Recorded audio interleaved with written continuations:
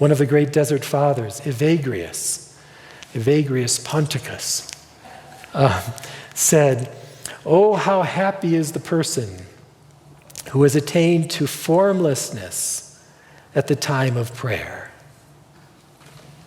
Formlessness. When Evagrius says formlessness, what he means is that there is we're not relating to any form or symbol like a sacred word.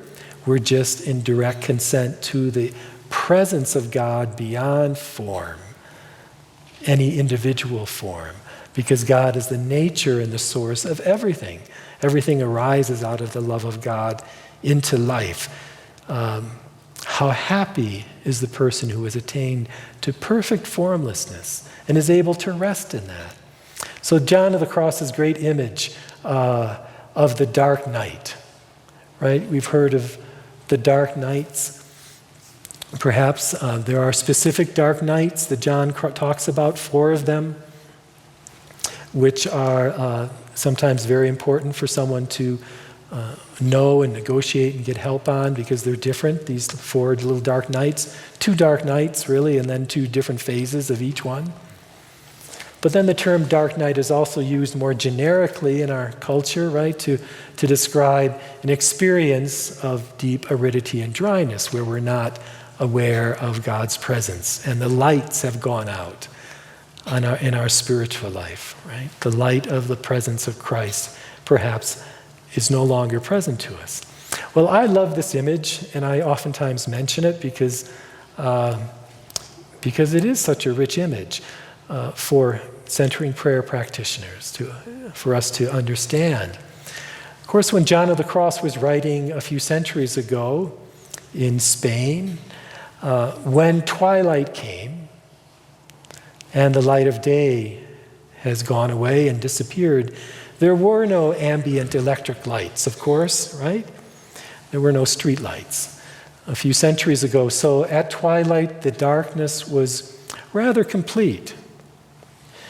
And so what do you do? What do we do in that kind of darkness? Our environment here is, there is a lot of ambient light, or electric light, but if you go into the mountains and the light of day ends and twilight, dusk comes, what happens if you don't pull out a big flashlight and turn it on and try to see things a little bit more clearly around you? What happens if you just stay there in the dusk, in the twilight, over a period of time, after a few minutes, 5 or 10 minutes, begin to develop night vision? Night vision. And in night vision, of course, begin to see by a light that was always there, the light of the stars, perhaps the light of the moon, a light that was always there but overwhelmed by the light of the sun. In night vision, we began to be sensitized to a different wavelength, a different perception of light. And then if you just let yourself be there and let your eyes adjust, then you can live and move and navigate around the environment. It's a wonderful metaphor for the deepening practice of contemplation. When the light of day is gone, the subtle twilight that's always radiating in our consciousness, which is not so much the felt presence of Christ in our experience, but Christ's secret relationship with his source, the Abba, the Father, that's beginning to awaken in us, totally obscured from our perception. This is really the Trinitarian nature of contemplation. We're drawn through Christ into a deeper relationship with God in the Trinity so that Christ can live through us to other people in the way that was so profoundly evident in someone like Mother Teresa of Calcutta, but can also come alive gradually in our experience too. So Jesus says in John's Gospel, "On that day you will realize that I am in my Father, and you are in me and I in you. He's talking about a very, very profound experience of God coming alive in us. And the way that that comes alive in us is when we go deeply into contemplative prayer, commit to it throughout the whole journey of the peaks and the valleys and the dark nights and the bright dawns.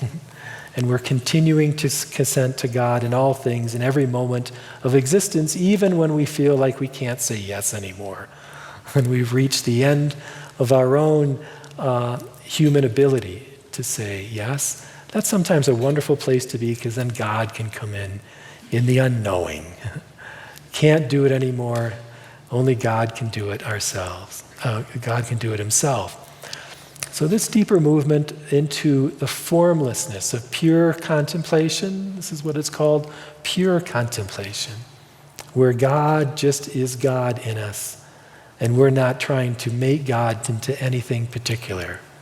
God is coming alive and looking out through our eyes to a suffering world, offering compassion and love through us. It's a very important breakthrough when we can go through those little dark nights and have the presence of God more established in us as a permanent disposition.